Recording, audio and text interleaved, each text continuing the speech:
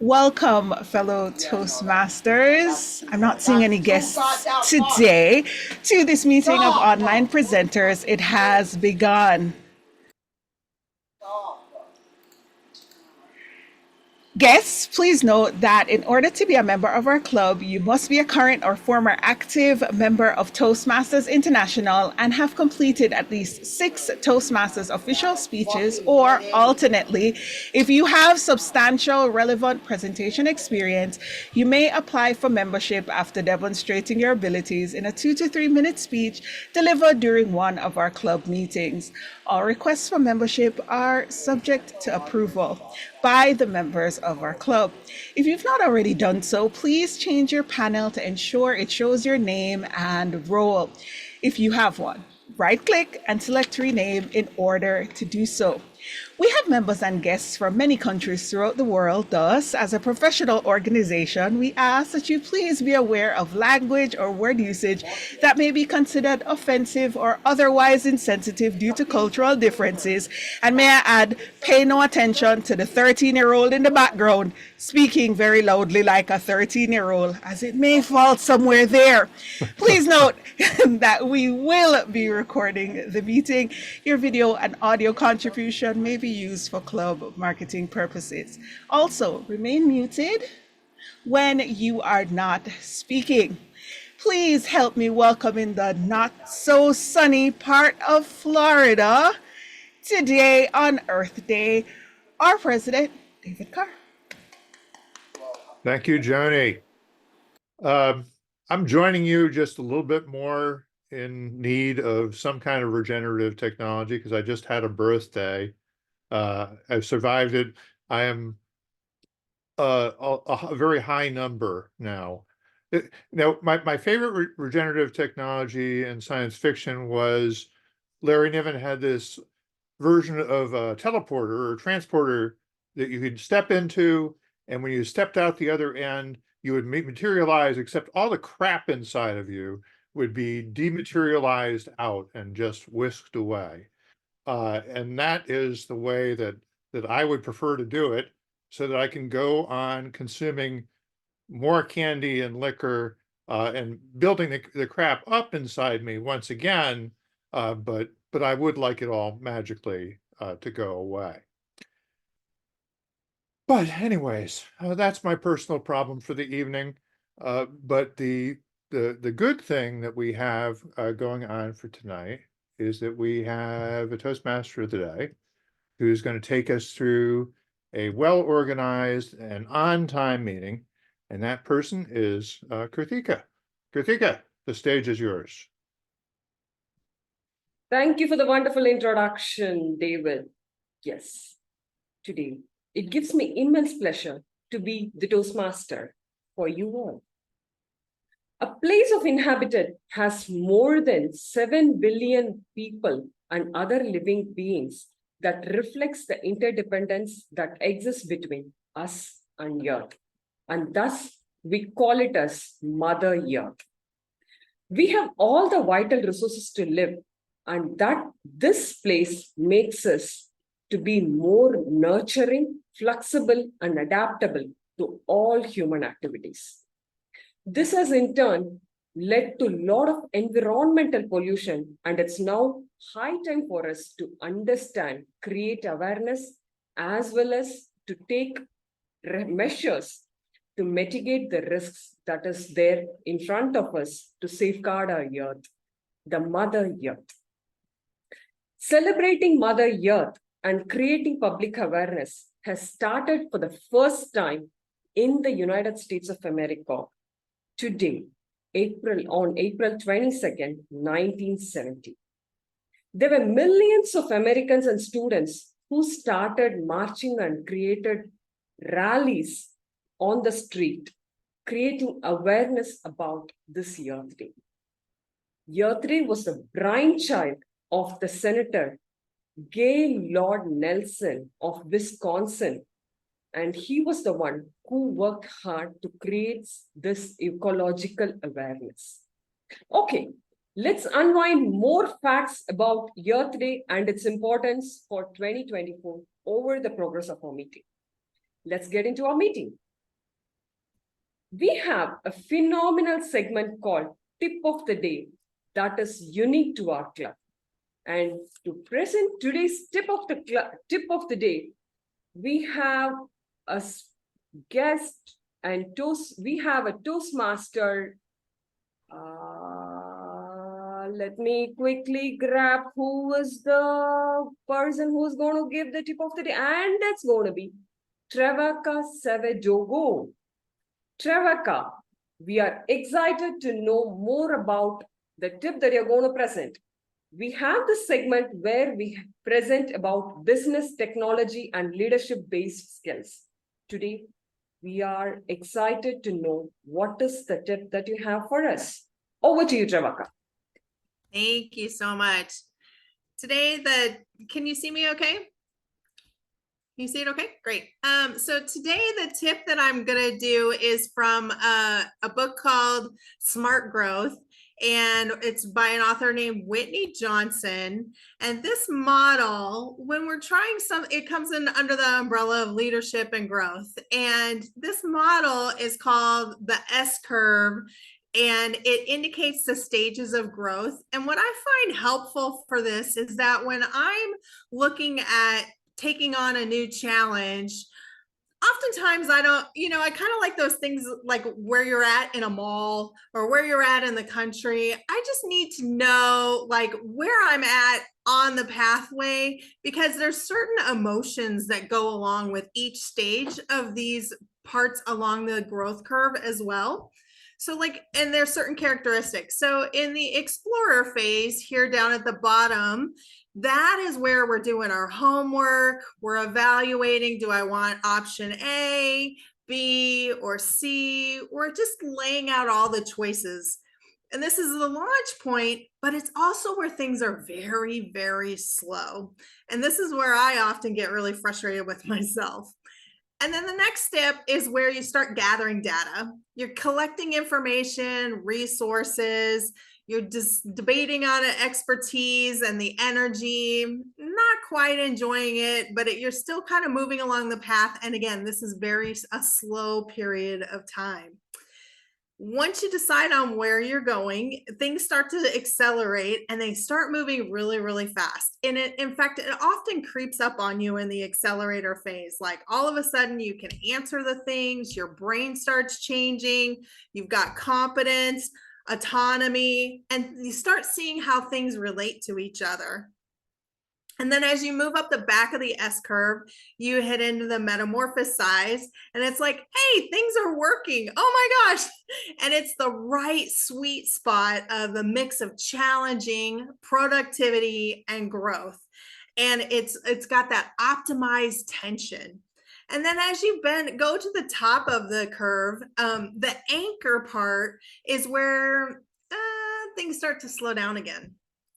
And you start feeling like you're just treading water. It's not as exciting. You're not challenging yourself. And that's really one of the ways to get through this phase, is to start challenging yourself, looking at milestones with both a mix of gratitude and relief. And again, things start slowing down here and you start getting a little bit like frustrated. When you're at the top of the mountaineer, at the top of the S curve, you're hitting that mountaineer stage where you're like, I got this. And you can see the view from the top. You've been there, you've done that, and you can look out on the horizon and you can see there are many mountains to climb. But beware, at the top of the mountain, it's low oxygen and they call it the death zone. This is where you can run out of gas really quickly, and you need to figure out, okay, am I going to stay here? Some people stay in this position way too long and they get escorted out, or they hop to a new S curve.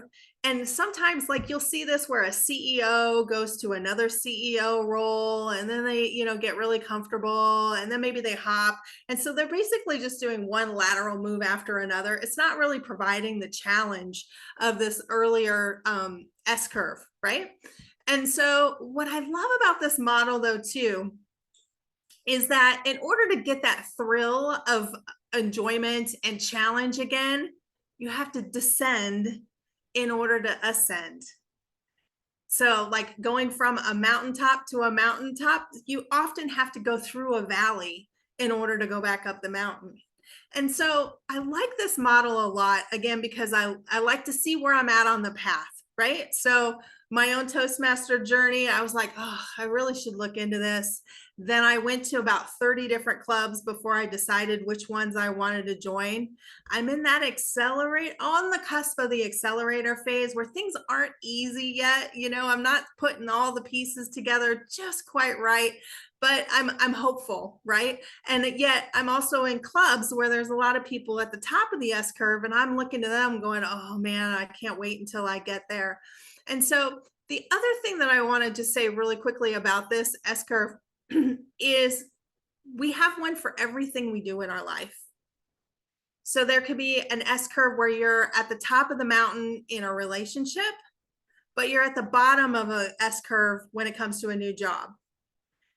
And it's really nice if you can kind of balance out your challenges. Okay, where am I at? Am I at the top of the mountain on this one, or am I at the bottom of the mountain?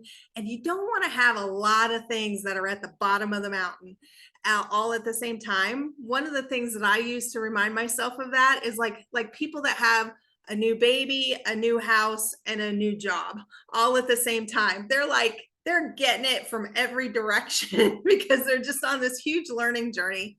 So anyway, I hope this tip is helpful, and I hope you can see yourself along this pathway. And also just notice that it's slow in the beginning. Things start moving rapidly as you go up the back of the S curve. And then as you get mastery, things start to slow down. And that is a natural progression of our learning journey. So thank you so much. I'll turn it back to you. Thank you, Teresa. So the stages of growth is quite kind of intuitive, and it's quite common in multiple industry verticals. But this is the first time that I'm hearing for a leadership-based approach, like how do you have to place yourself, and for life, you know. Okay, so generally it goes with initiation, development, maturity, and decline, and this is like intuitive. Thanks for the tip, Teresa. Okay, let's get back to our regular tasks. Yes, today we have this Earth Day 2024, which is committed to end plastics. This is for the sake of human and planetary health. The concept or the theme for 2024 is plastics versus planet. It's termed as 60 cross 40, which means 60% of reduction in plastic production by 2040. Having this thought in mind, let's quickly get into our today's session. Before we get into our planned sessions, I would like to introduce all of our supporting roles who would be assisting us in taking forward our meeting in a fruitful manner. First, I would like to call upon Timer Sunny. Oh, Dr. yes, Sunny, hello. please take Thank over. you. Thank you, Madam Toastmaster of the Day. As timer, I will make sure that everyone knows how they are doing on time. For prepared speeches that are 5 to 7 minutes, at 5, we will see the green. And at 6 minutes, we will see the yellow. I will display the yellow. And at 7 minutes, I will display the red, and it will remain until you stop speaking. For table topics, at 1 minute, I will display the green. 1:30, is it 1:30? 1:30, I will display the yellow, and at 2 minutes, I will display the red. And for speech evaluations, at 2 minutes, I will display the green. At 2 minutes and 30 seconds, the yellow. And at 3 minutes, I will display the red, and it shall remain until you stop speaking. When called upon, I will give a report that if everyone has made their time. Back to you, Madam Toastmaster of the Day. Thank you, Sunny. So next, I would like to call upon the R counter. Our R counter, Elena, would you like to explain your roles and responsibilities? Hi, everyone. Sorry, I introduced myself using telling my role. Okay, today I will be the counter, and my function is to detect and count all these field sounds or repeated words to prevent the delivery, a powerful speech. So at the end, I will give my report to say who will be the win to repeat the lot of words, like o a lot of so, and so on. Thank you. Thank you, Elena. So before we get into introducing our word of the day, I would like to call upon 3 other supporting roles, and then I would like to call upon our grammarian. Now, let's catch hold of our watcher. Watcher, Jim Barber is going to be the watcher for today. Please, the stage is yours. Thank you, Madam Toastmaster. As the watcher this evening, I am in essence a visual grammarian. I do not care what you say or how you say it. I care how you look when you are saying it. Consequently, I will be keeping an eye on everybody, their use of the visual frame, and basically how your lighting and everything else. And I will be giving a report at the end of the meeting. Madam Toastmaster. Thank you, Jim. Next, I would like to call upon our chat monitor. Chat monitor, Kim Liming. Please take over. Thank you, Toastmaster of the Day, Karthika. As she mentioned, I am the chat monitor for today. So this is another thing unique to an online club. And I will be monitoring the chat and seeing what everybody has to say and doing a report at the end of the meeting. And I'm already giving you a lot to count, Elena. All right, back to you, Toastmaster of the Day, Karthika. Thank you, Kim. So the last supporting role is vote counter. Carolina, would you like to introduce your responsibility? Yes, sure. My role is to collect your votes for your favorite prepared speaker, impromptu speaker, and evaluator. Our website is designed to collect your votes. So I will put a link in the chat and you will vote for your favorite through that link. Back to you, Mr. Toastmaster. Thank you, Carolina. The most important part of today's meeting is a grammarian. She or he is going to introduce a word of the day, and she or he is going to explain the role of her. Yes, I know you are she. It's a generic way that I wanted to get you introduced. Let me call upon Yoni, our wonderful Yoni, to explain the rules of being a grammarian and its importance in Toastmasters. Over to you, Leonie. Thank you, Kritika. While my pronouns are they, them, they're they, them, because I talk to myself and occasionally I'll answer, but I know it's she and I have proof. You'll hear him screaming in the background shortly. Our word of the day today, however, is regenerative. Now, regenerative actually has 2 definitions. It's relating to something growing or being grown again. Second is relating to the improvement of a place or system, especially by making it more active or successful, or to making a person feel happier or more positive. On Earth Day, don't we all want to do that for the Earth? So for today, I'm going to give you a different sentence. Our mindset will be regenerative as it relates to how we interact with Mother Nature. I hope that you use the word of the day, and I will take note of that as we go throughout the day.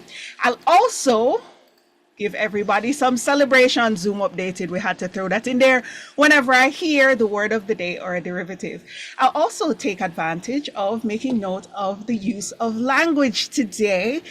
Look for not so good use of language and also make note of the excellent turns of phrases or quotes that I plan to abduct. That I will use to regenerate my vocabulary and seem oh so sophisticated, and I'll give a report when called upon to do so. Back to you, our Toastmaster of the day. Thank you, Yoni. It was wonderful. So, before getting into our express way of delivering things, let's slow down a bit and then create a regenerative thought into us. Environmental Protection Agency was established by a special executive order in 1970 to enforce national pollution legislation. This was to work towards clean air, water, and land. This being the basic necessity for human beings, EPA is striving to regenerate our earth. Along with it, we have a lot of other non-profit organizations working along together to make our earth a better place. Having this thought in mind, let's go into our today's session. Today we have 3 sections. The first being the prepared speech section, the second table topics, and the third evaluation section. For the prepared speech, we have 3 wonderful speakers lined up for today. First, I would like to introduce our first speaker.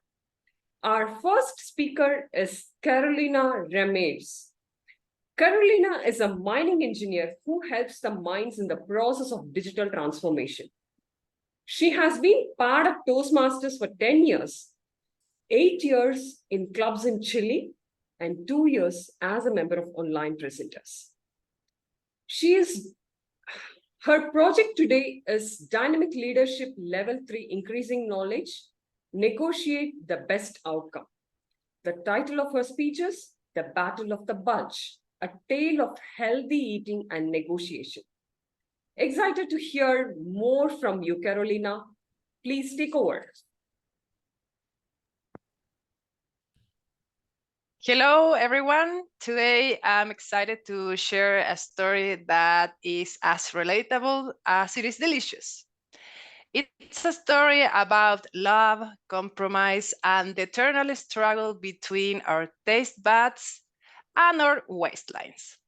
So grab a snack, preferably a healthy one, sit back, and let me regale you with a tale of negotiating healthy eating with my boyfriend. Picture it, a cozy evening at home, and there we were, my boyfriend and I, surrounded by mountains of beer, French fries, and sweets. Now, don't get me wrong, we love indulging in these guilty pleasures as much as any couple. But there came a point when our jeans started to feel a little too snug, and we knew it was time for a change. As I geared up for the negotiation, I knew I had to tread lightly. After all, you can't just waltz in and demand your partner to give up their beloved beer and fries. So I crafted a strategy that was part persuasion, part compromise, and a part of humor. I knew I had to make healthy eating seem like the most delicious option on the menu. As the negotiation began, I started off appealing to my boyfriend's sense of adventure. I painted a vivid picture of all the delicious and nutritious meals we could whip up together, complete with mouth-watering descriptions that would make even a steak and potatoes kind of guy's mouth water. But I didn't stop there.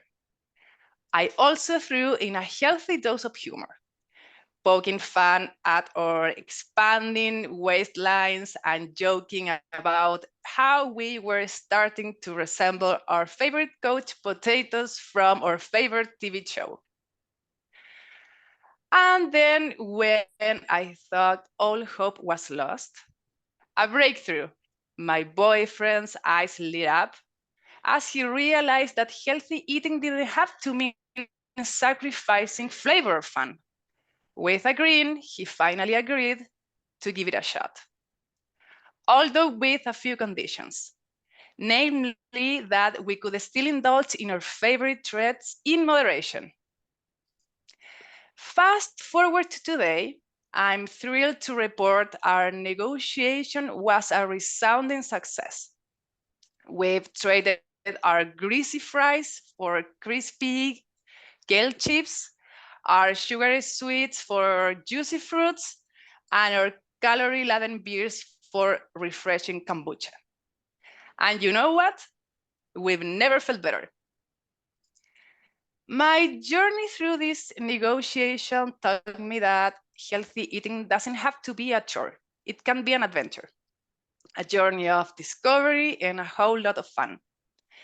By approaching the negotiation with humor, compromise, and a dash of creativity, I was able to convince my boyfriend to embrace a healthier lifestyle without sacrificing the things we love. It's crucial to acknowledge the negotiation process inherent in any significant change. Like any negotiation, there were moments of compromise, times when we had to reassess our priorities, and even instances where we faced resistance to change. But through open communication, mutual understanding, and a shared commitment to our well-being, we navigated through these challenges together. It's this collaborative effort and willingness to find common ground that has truly fortified our bond and propelled us toward success. So, as we savor the fruits of our collective negotiation and revel in the newfound vitality and joy that accompanies our healthier choices, we also celebrate the strength of our partnership and the triumph of cooperation. So, the next time you find yourself facing a similar change at home, remember to approach it with love, laughter, and a healthy appetite for change. After all, life's too short to spend it feeling sluggish and weighed down by unhealthy habits. Fellow Toastmasters, thank you all for joining me on this delicious and healthy culinary journey. Miss Toastmaster, back to you. Thank you, Carolina. Thank you for the informative speech about healthy eating habits. Okay. Next, I would like to call upon our second speaker. Our second speaker she is like many others, used to fear public speaking, but has become confident addressing audiences. She aspires to pursue a career as a proficient speaker and acknowledges the need for significant growth and improvement to achieve this goal. Realizing the importance of consistent practice and improving her speech-giving skills, she is determined to deliver speeches with Toastmasters in hopes of getting herself in a speaking game sooner than later. She is none other than the speaker, Sherry Blake. Sherry Blake is here to deliver her level 3 of leadership development. Her project is with Connect with Storytelling. Her title of her speech, Family Matters. This project addresses storytelling techniques and descriptive skills to help make every speech relatable and interesting.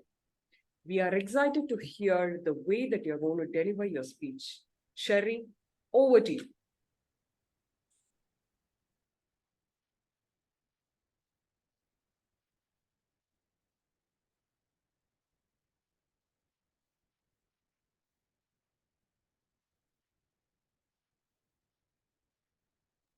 Sherry?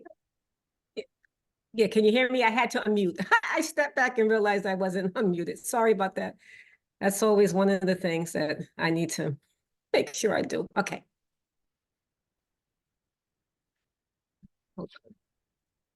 I'm sorry. Give me a second.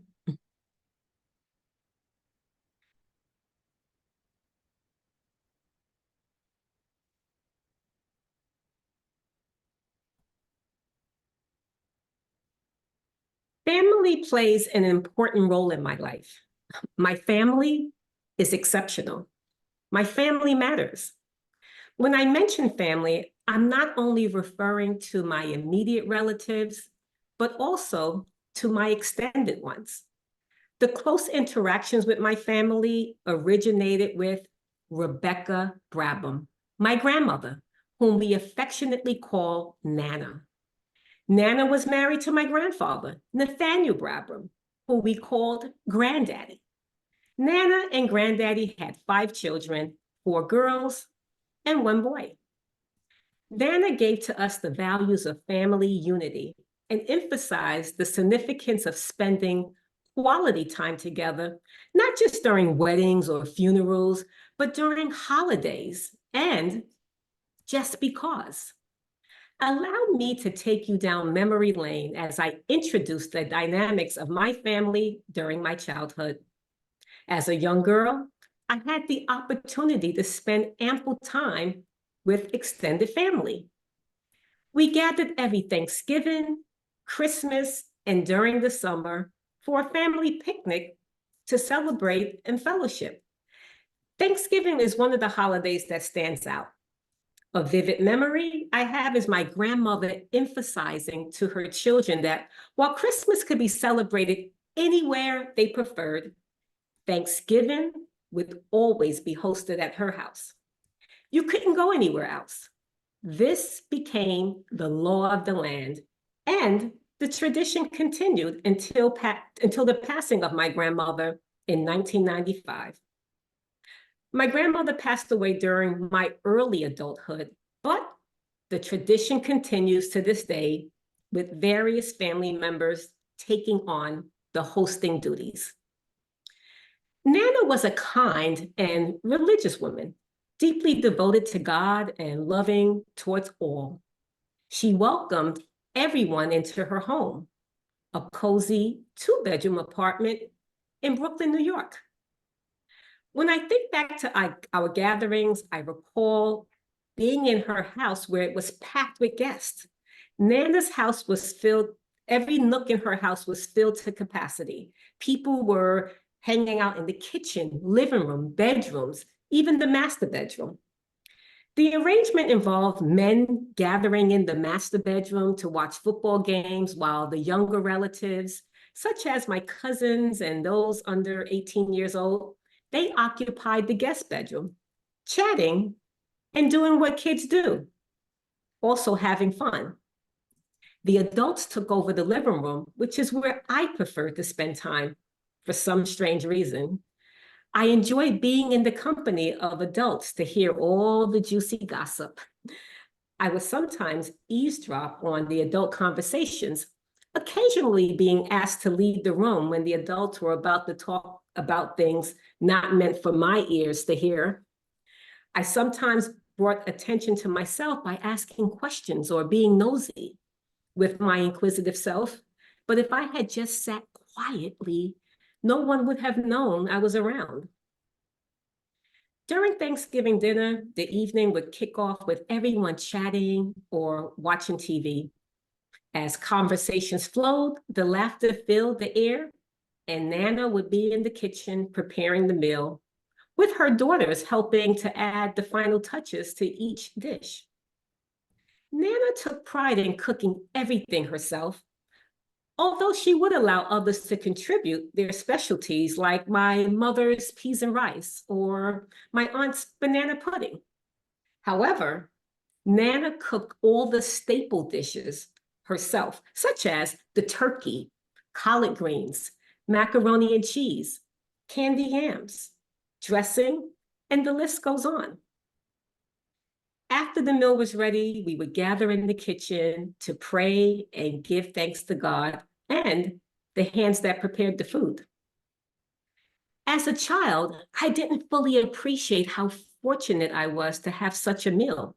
But now, I'm more grateful than ever and appreciate everything my grandmother did. Now, after grace, there was always a tussle as far as who was going to get their meal first. Paper plates were circulated, but we always had this one relative that stood out, like my uncle. He didn't like using paper products. He always insisted on a regular plate. I can remember walking from the kitchen to the living room while all my aunts would spot check the plates of all the children to ensure we all had an adequate amount of vegetables. I am deeply grateful for the influence my relatives had in shaping who I am today. It is evidence in it's important having wise elders in our lives who can greatly benefit us, for which I'm truly grateful. After dinner, the kids played outside and we caught up with the neighborhood friends that we made along the way. We brought all the noise outside to give our adult relatives a break from us. When it was time to go inside, we would all get our bellies ready for dessert. Dessert consisted of cakes, pies, ice cream, and banana pudding. You know, I had this one cousin, she was the eldest, first cousin, who would always sneak a pie to herself. She would take it and hide it. But after a few years had passed, my grandmother would just put a pie aside for her so she can take it home. So these instances of playful mischief brought a touch of excitement to our family get-togethers, turning them into treasured memories that would be retold with laughter and happiness in years to come. When the evening was over, we all departed as my grandmother escorted each family to the elevator to say her goodbyes. She looked out the window in the hallway of the building, waving and smiling, watching us walk down the street until we got to our cars. We always looked back and would wave at her too. Family is at the core of my life. They matter so much to me, and I don't know what I would do without them. Back to you, Toastmaster. Thank you for your wonderful speech, Sherry.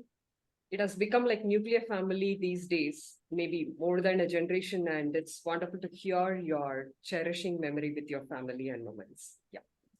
Okay. So before we get into our last speaker, I would just like to share a few more details about the Earth Day. Scientists believe that many diseases, from cancer to autism, is caused because of microplastics. In 2022, they found microplastics in human placenta. Isn't it terrifying? It's time for us to act immediately. Microplastics are found in dairy products and every other products that is available these days, which is alarming to every one of us. Thus, we live in the era of plasticine. This isn't so good. We just have to take some measures. And that is why we have this Earth Day. Okay, back to today's session.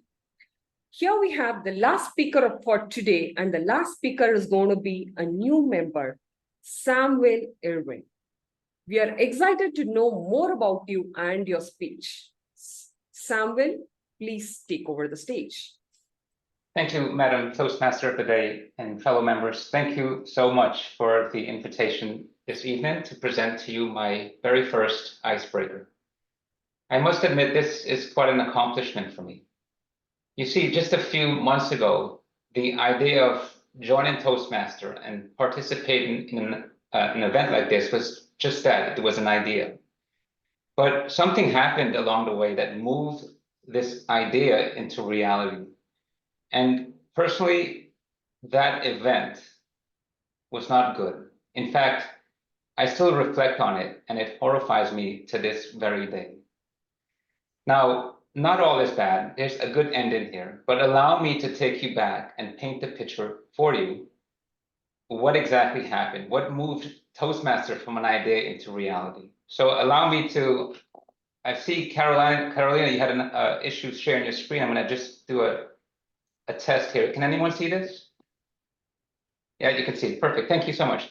You see, allow me to paint the picture here. So in December 2023, I was on the verge of delivering some very big news to the company I worked for. I was on the verge of presenting in a virtual auditorium to over 300 people that the company I work for will be earning over $10 billion in profit over the next 10 years. So the output of that number actually came from a project I was leading for the past 2 years. So this was big news. This was actually the break in my career I was looking for. So I prepped as best as I can. I put a lot of time into my preparation, into my delivery. I tried my very, very, very best. But what I couldn't overcome was a few things. I couldn't overcome the 8 stages of public speaking anxiety. Now, I didn't know this existed before. Before embarking on improving my public speaking skills. And prior to joining Toastmasters, I didn't know such a thing existed. So when the news was delivered to me that I will be presenting to this audience, I went through a lot of anxiety in the early stages here.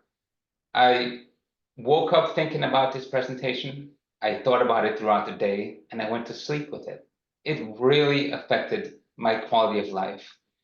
And what I've discovered is that it actually robbed me of life. It robbed me of my time with my family. It robbed me of time just being in the moment and enjoying life. This was around the holidays. So it really took me away from what's important in life. So I went through a couple of weeks of where I was talking back and forth through this anxiety, thinking what is going to happen. And then the big day arrived. And just like how it's displayed here, I went through a surge of anxiety, nervousness. A lot of you here are familiar with that. And then the speech starts, and then just like that, within 90 seconds, it was down. And I just kept going with it.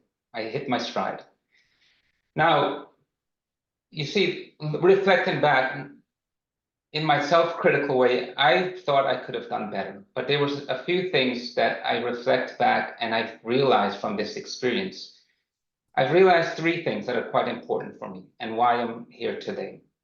Number 1, the chatter that's in our head sometimes doesn't quite match the reality. Oftentimes, the chatter is very much different from reality on the ground. The second thing I learned, although my ambition was to improve my public speaking skills for my professional development, what I realized is finding my voice is quite important. My voice is crucial, and it's probably my most important asset that I have. It's the same for you. Your voice is quite important, and finding that voice and finding strength in that voice is important. Now, why is it important for me? The third thing I discovered was that with my voice, I can affect humanity, not just my corporate role, which is important. I have a strong desire to teach financial literacy to young kids, to teenagers, because here in the United States, there are many kids who leave high school without a basic sense of financial literacy. I have my thoughts on why that's the case. I'll discuss that in a future presentation. But a lot of the kids of today leave high school and college without knowing what a credit card is. How does a mortgage work? What is a car payment? What is college debt? How does it affect my future? I have accumulated over 20 years of experience, and with my experience, of financial experience, with my experience plus my enhanced presentation skills, I plan on bringing this education to young kids in schools, in community centers, on YouTube, wherever the opportunity presents itself. I will deliver what I know back to my community. So what started out as my desire to improve my presentation skills at work has actually turned into something much greater that can benefit those around me. So back to you, Madam Toastmaster. This is why I joined Toastmaster.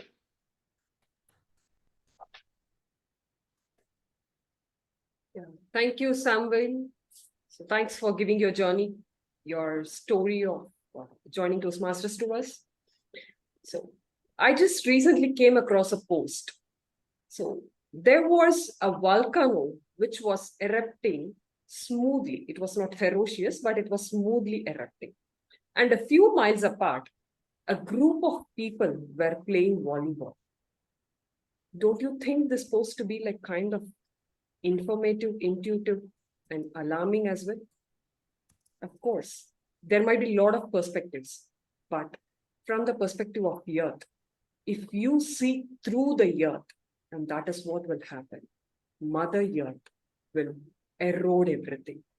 And please be aware of the power of Mother Earth. It has a limit to its tolerance. Okay, a fact. In the United States, 49 states and 99% of the nation's cities have warmed since 1970. The fastest warming state, Alaska, and the fastest warming city is Reno, NB.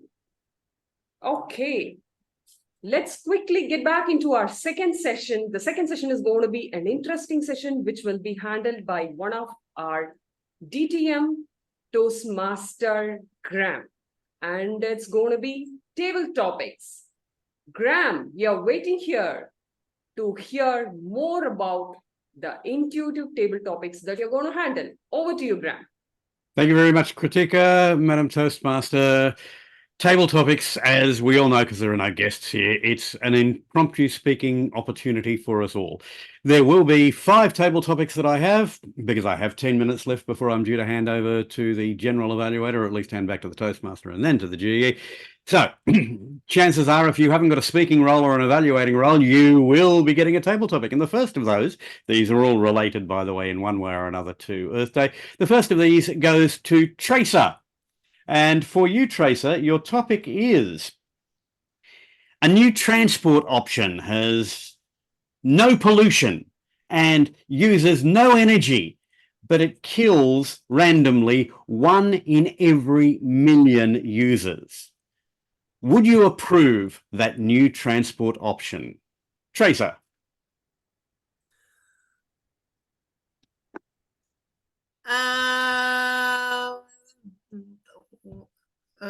Odd counter. Have a good one with that one. No. I think that the basis of being innovative means that we can continue to innovate and find excellent solutions for our world's most pressing problems. And at some point we can see that's the impact that we know, but we don't know what the greater impact is. I have a hard time believing that it doesn't cause any problems and it doesn't use any resources. Like, how does this thing magically happen? I treasure human life.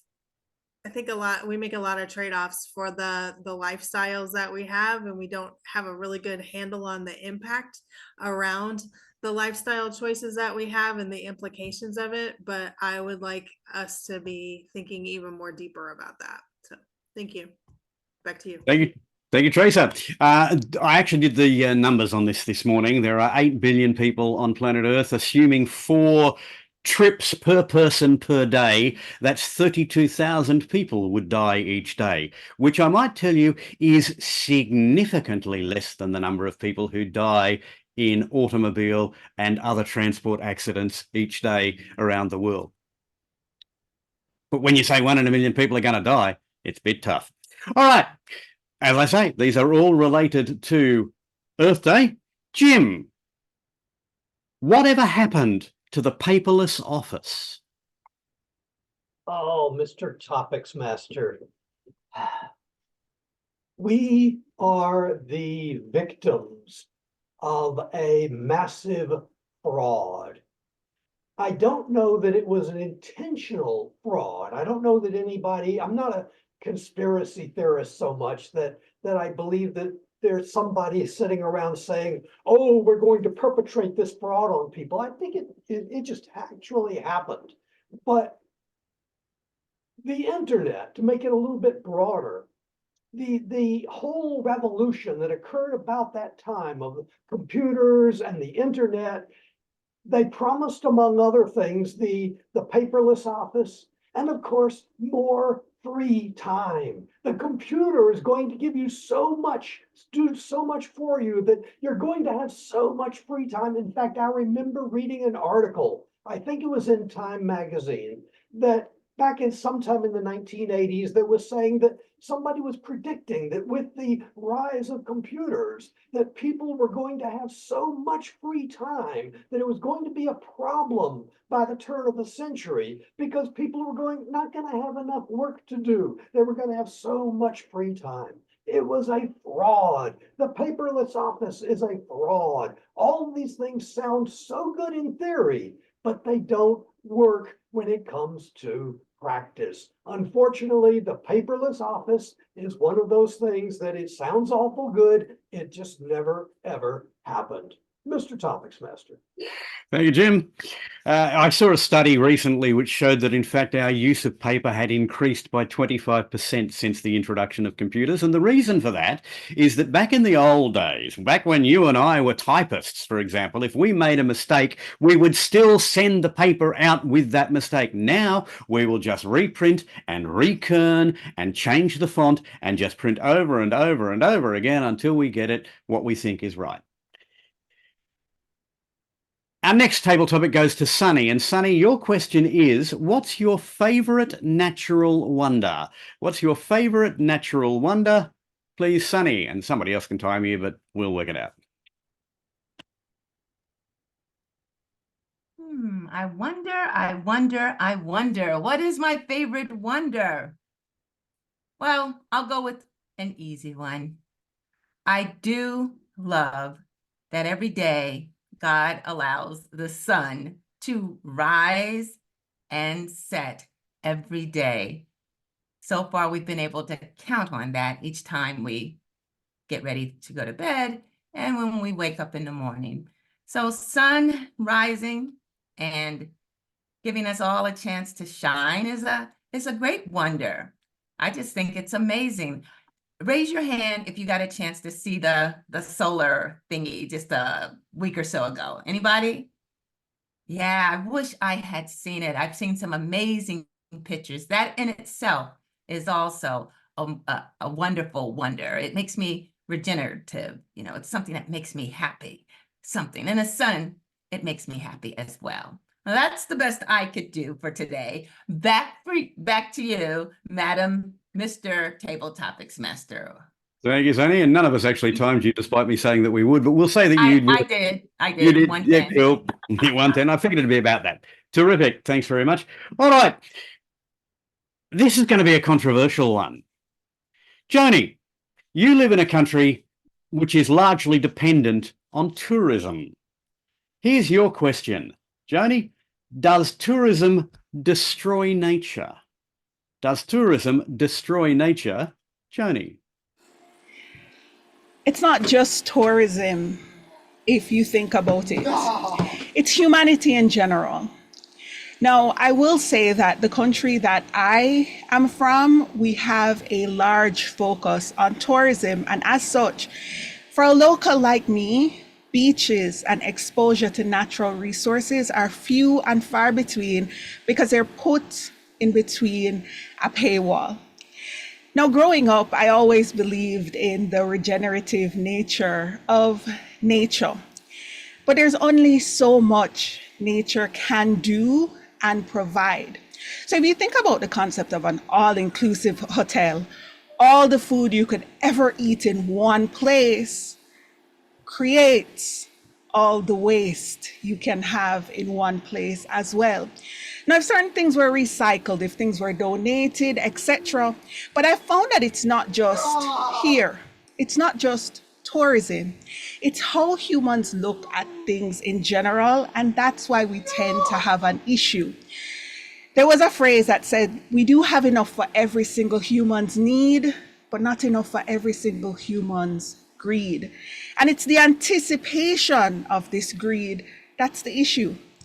How do I know this? We have nature tourism down here. There are little off the track beaten paths of small, tiny cabins or nature friendly, where people literally just go and pick things off the tree. Things are provided in a quantity based on what you need and will make you happy and comfortable, but it may not take your greed into account. That's actually what's destructive. It's not the tourism that's the issue. It's the human nature to anticipate greed and the more, as opposed to having a level where we're happy, we're satisfied, we're content, and we realize that everything in moderation, everything in balance. And though nature is regenerative, there's only a certain point that she can make up for everything. Back to you, our Table Topics Master. Thank you, Joni. Thank you for that. We have time, I believe, for one more topic. Am I correct there, Madam Toastmaster? Yes, of Yes. course, we do have. Yeah. All right. In that case, you know who it's going to be because they're the only other person who hasn't got a speaking or evaluating role, and that's Elena. Elena, this is a question. What is something green that you either love or hate? Something green that you either love or hate. Elena.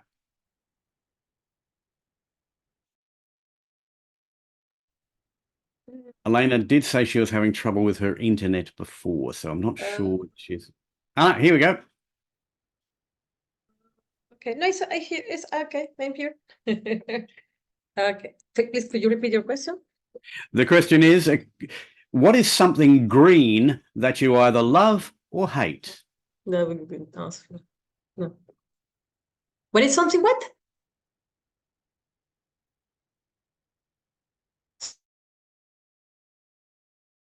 Sorry? I'm Can you hear sorry. me? Yes, yeah, you're breaking up, but the question is, what is something green that you either love or hate? Okay, something green. Definitely the flowers, definitely a garden, definitely the spring. I love the spring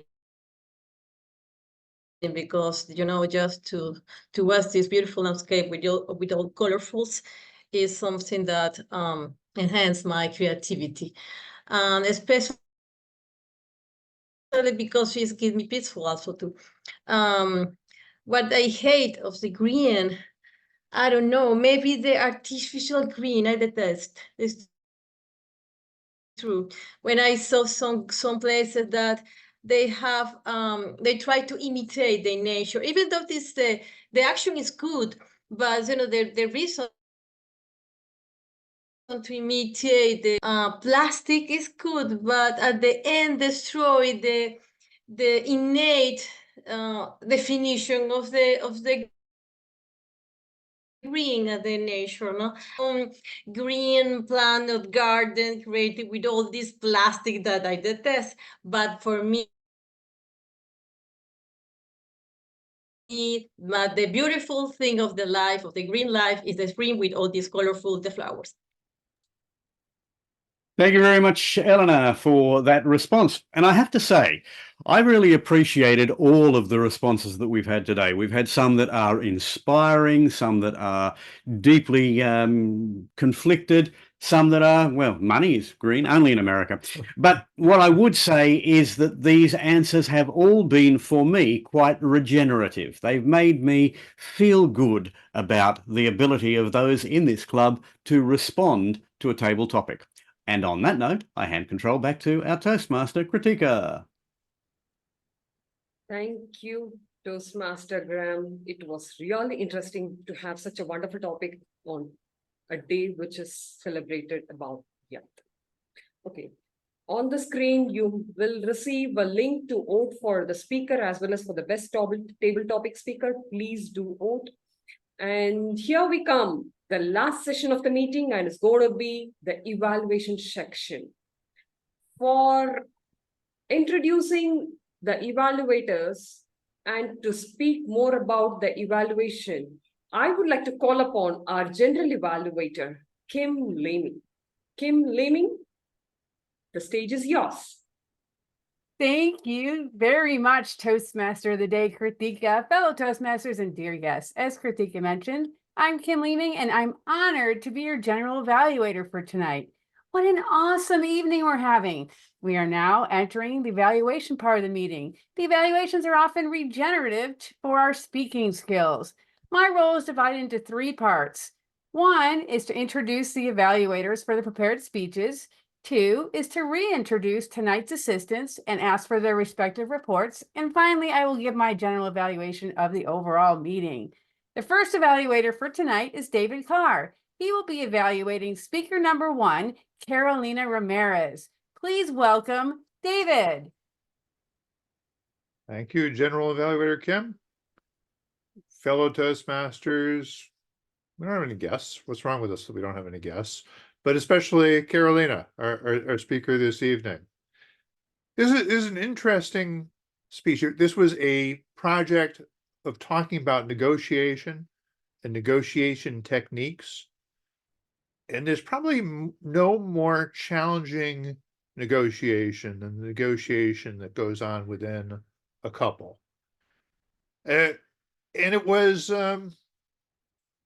actually also a negotiation where it's not, I'm just trying to persuade you to do something.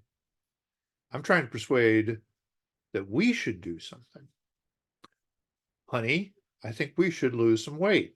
Honey, I think we should go on a diet. That is a challenging topic to broach. And Carolina took us through that very well. Her title, I don't know if it was read off, was The Battle of the Bulge, A Tale of Healthy Eating and Negotiation. And so I think she brought us very well through the process of how to broach the topic gently, bring about the idea that we can do this, and it doesn't have to be that painful. We can find some flavorful, healthy foods to work into the mix, allow ourselves time for an occasional treat here and there, but we're going to try and get a little bit more on the straight and narrow. It all sounds very reasonable until you mention kale. Then I have a little bit of a challenge there, but I'll take it. I'll take it as a given that the kale can be a good thing. All right. Kombucha maybe is a little bit easier to imagine. Now, Caroline, I did have some notes that I'd taken about the actual on-screen presentation, and I found out that you had some technical difficulties. So you had planned to actually do the slides in the background trick, which is a Zoom technique. You have to be able to actually upload your slides, and for whatever reason, they refused to upload today. But I think even giving you credit for the fact that technology betrays us from time to time, and we have to be able to soldier on through that. One of the things I notice is that you're rocking from side to side a little bit. And as you do that, your background shimmers around you. And the back of your chair kind of winks in and out of existence. So it's a little bit distracting. And probably even if you had the slides behind us, we would have been seeing a little bit of that effect. So it's just something to be aware of. If you can get yourself a green screen, that kind of simplifies things for the computer, so it knows the difference between you and the background. But with that, I'm going to wrap up because I'm on red, and it's time to shut up. Thank you, Carolina, and thank you, General Evaluator. Thank you, David. Our second evaluator today is Jim Barber. He will be evaluating speaker number 2, Sherry Blake. Please welcome Jim to the virtual stage. Thank you, Madam General Evaluator. Sherry, I was so looking forward to this presentation. For one thing, it was my first opportunity to hear you in action, but also you were going to tell us a story, and I so love storytelling, and I admire people who are skilled at storytelling. You are one of those skilled people. This was a very good presentation. Family matters. You described your family dinners so well. It developed such a story that it brought us into that. Even though we weren't there, I pictured the family dinners that I enjoyed as a child. I would go to the different, when you mentioned banana pudding, I brought back the taste of banana pudding. I could actually taste it even though I haven't had it in years. That was so well done. You accomplish this in a number of ways, primarily vocal. You are conversational. You describe things very, very well. You are very descriptive. Your adjectives are appropriate. They are well placed, well used. As I say, you are conversational. You weave a story. You weren't speaking to us. You were telling us a story and brought us into that. I liked that so well. Let's see. You were off to a rough start. That's okay. That happens. It happens to a lot of us here. It didn't throw you, but at the same time, you were a little bit discombobulated because you were off to a rough start. Try not to let it. You are the master. Technology doesn't work. We all recognize that. When it doesn't work, just go with the flow, move ahead, and be confident into it. But you handled it very well. That was not a problem. I do have a couple of suggestions for you. One of them is, unlike as you are now, you were a little bit further away from the camera before. I got a screenshot, but I'm not able to put it up there. But you weren't as well framed as you are now. I would like to have seen you be a little bit closer to the camera so that we could see your face a little bit better. You were just a little bit too far away. The other thing is sort of in the same direction. Most of your gestures were down here, which is okay, but again, it would be better if you raised them just a little bit, got them shoulder high, basically. Once or twice you waved hello, you did that sort of thing, and it worked very well. But most of your gestures were down here, and we really couldn't see them that well. So just get your gestures up a little bit higher, get a little bit closer to the camera so that we can see you a little bit better. And this was an outstanding presentation. I want to thank you for the regenerative memories of my family dinners from the past, and I'm looking forward very much to your next storytelling attempt. Madam General Evaluator.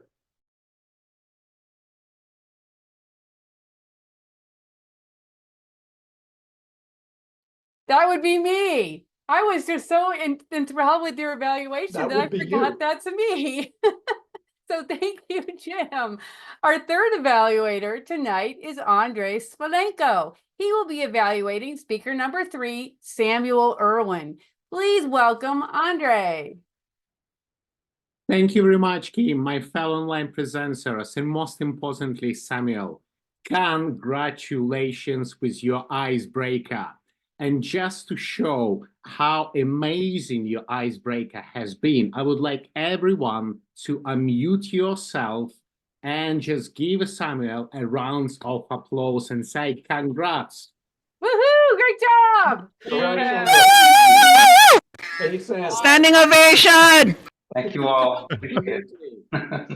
Deserve it, Samuel. Absolutely deserve it. There is no way that was your first speech and you came across already straight away as the confident, experienced speaker. Even though, forgive me for sharing that, but when in the private chat I asked you what you wanted to concentrate on, you said, I'm nervous. No way! It didn't show even in anything that you did. Your speech had a perfect structure, and it started in the past. It started with your vulnerability. It's something that I haven't seen in years in people delivering their icebreakers. When you brought us that moment in your life, in your career, that really made you thinking. You use it as a pivoting point to re-engage, to regenerate your life, and to join online presenters. What a craftsmanship, what a really, really thoughtful way to introduce yourself to the club. The purpose of your speech was just to tell about yourself, tell about what you're interested in, a little bit about your life, your career, your aspirations. And what was really, really clear to me, that your aspiration is to teach young adults financial literacy, where you incorporated over 20 years of your personal experience in the fields, your already existing on a high level public speaking skills, and trying to engage them young adults into that learning curve, important things in your journey. You also mentioned really, really interesting thing that anxiety can rob us of our life. Such a powerful words that you chosen, and it really struck me right there. I think many of us remembered our first icebreaker and that worrying, exhausting feeling, not knowing what to do. We can all relate to that. You know, overall, your speech was really carefully crafted, you know, with the message in the end and telling us why you joined Toastmasters. The only one thing I would like to point is for the next presentation, is when you stand in the camera the same way as Jim pointed before, perhaps you can just lower the camera down just a little bit so we can see more engagement, more gestures from you. Overall, Samuel, what a great icebreaker. I can't wait to hear more from you. Back to you, Madam General Evaluator. Thank you, Andre. And in the interest of time, Sunny, could you please, as you have been doing the whole meeting, as timer, post the times for the evaluations. And actually, I will call on you real quick. Did all of our evaluators qualify on time? Yes, everyone qualified, and here are their times. Thank you, Sunny. Oops, oopsie, I spoke to Sherry Blake for some reason. Let me go to everyone. One moment. Thank you very much. There we go. All right. There you go. Thank you. So as you can see, all 3 of tonight's evaluators qualified with their timing for evaluations. So thanks in advance to everyone for casting your votes now for Best Evaluator for tonight's meeting. And if you haven't yet done so, please also cast your vote for Best Speaker and Best Table Topic. Next, we'll be reintroducing tonight's team of Toastmasters who helped run tonight's meeting so smoothly. They will each give their normally 1 minute, but tonight let's try and make it 30-second reports. First up is our counter, Elena. Please welcome Elena. Hi, everyone. Okay, let me, my internet today was terrible. Venezuela today was very unstable internet. But okay, I will give you something about my report. In general, everyone was very good. I detected some of the field sound with Trasa. She had a lot of and in the for repeated words, Samuel, maybe understood because it's your icebreaker. You have 12 I, so many so, and just try to look for another words to replace this and make your more powerful your speed that more than I received it because it was very good. Trasa also a little bit of the an and the, but the rest very well. Thank you. Thank you, Elena. Next up is our grammarian, Joni Renee Layla. With her report, please welcome Joni. Thank you, Madam General Evaluator. Now, I liked all of Carolina's use of descriptive language on a topic that I might not agree with, but she described her healthy eating menu in a very appealing way.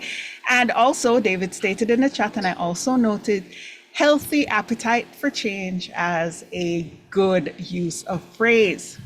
Sherry, the Jamaican in me would not allow you to get away with saying peas and rice. Remember, cultural differences, that one would fall under the language that we do not use. It's rice and peas. Rice and peas. Jamaican in me had to. It's rice and peas, not peas and rice. For your phrase, I like when you said wise elders in our lives who can greatly benefit us. Critical. It has become a nuclear family these days. I like that turn of phrase. For Samuel, finding my voice and finding strength in my voice, you can affect humanity. Overall, we had very good use of the English language, and I'm not sure if all of those amazing turns of phrases, as well as some trying to process about healthy eating, affected my brain, but I did not hear the word of the day used very often today. I remember using it, and thank you, Andrew, so that I have something to report. I remember him doing that. However, I was unable to find a lot of spaces in our speeches where regenerative or regenerate could have been inserted. So maybe we can take or phrase and hopefully use it as we go through our week. Back to you, our general evaluator. Thank you, Joni. Tonight's watcher is Jim Barber. Please take it away, Jim. Thank you, Madam General Evaluator. In 30 seconds, everybody's visual presence was terrific this evening. One suggestion, a couple of us would benefit by getting a little bit closer to the camera. Andre mentioned this with Sam's icebreaker, terrific icebreaker, by the way. Getting a little bit closer to the camera will benefit. And although Carolina was great when she was giving her presentation, now that she's not giving her presentation, she has receded way into the background. If you could get a little bit closer to the camera, we could enjoy seeing you, whether you're speaking or, there you go, whether you're speaking or not. That was it. That's my report, Madam GE. Thank you, Jim Barber. Next up is our chat monitor, Kim Leeming. Please welcome Kim. Hello. The chat was pretty active tonight. It started with happy birthday wishes to David Carr. There was then some chat about Trace's wonderful tip of the day. Jim Barber shared that he not only talks to himself, but he also loses arguments with himself. Awesome. Carolina's speech sent a few of our members into shock over the idea of giving up fries and beer.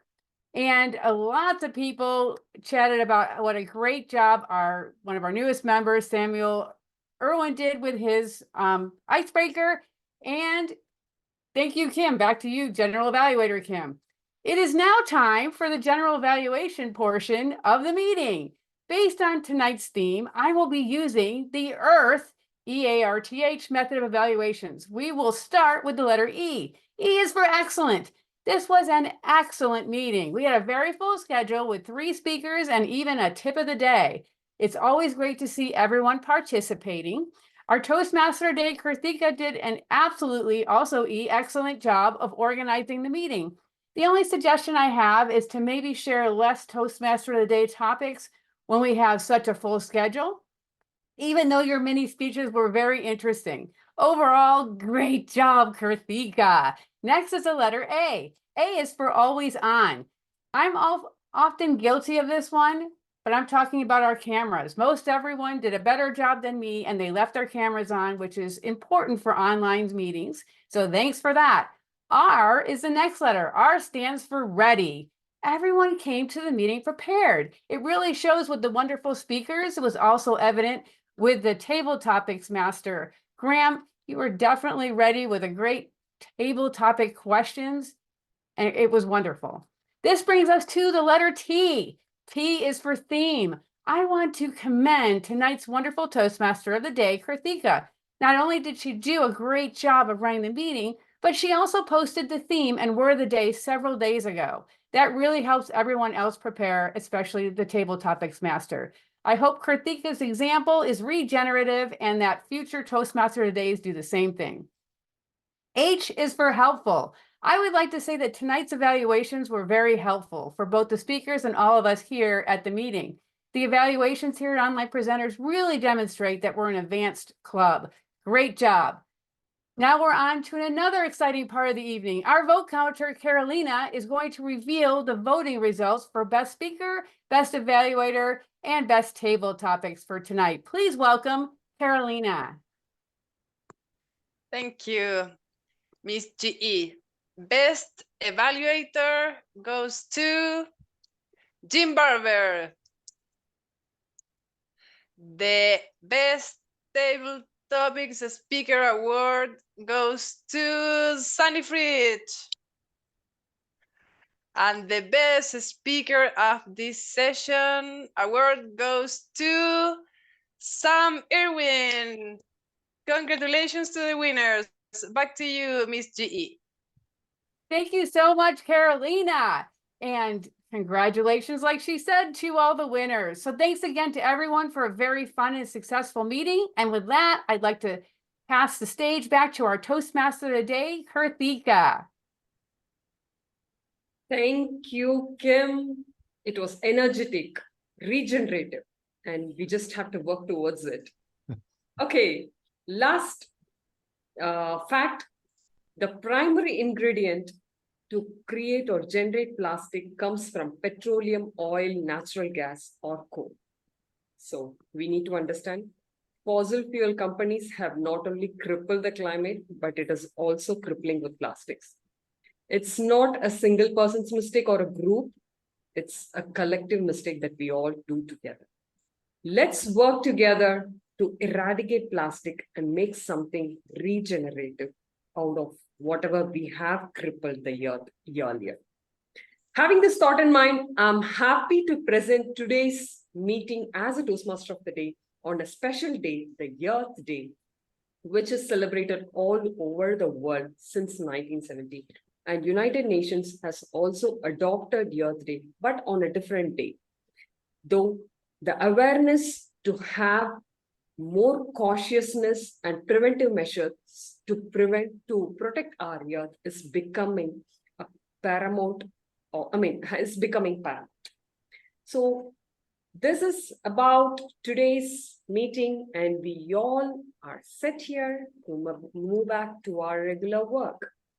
I officially close this meeting having a wonderful discussion, a wonderful collaboration with you all, and happy day, happy week, happy year. Thank you, everyone. All right, thank you, Kritika. See, we are actually slightly past the top of the hour. So I'll just note that it's amazing that Graham and I both got through the meeting about regeneration without saying anything about Doctor Who. But with that, let me pass it over to Graham in case there's some things we can do about regenerating the club in its next incarnation next week. No, sorry, I can't do the Doctor Who theme. I'm really not good at that. Thank you, Mr. President. Very brief look at next week's. Good. I'm glad that the R counter is finished. Next week's meeting. Yes, we have a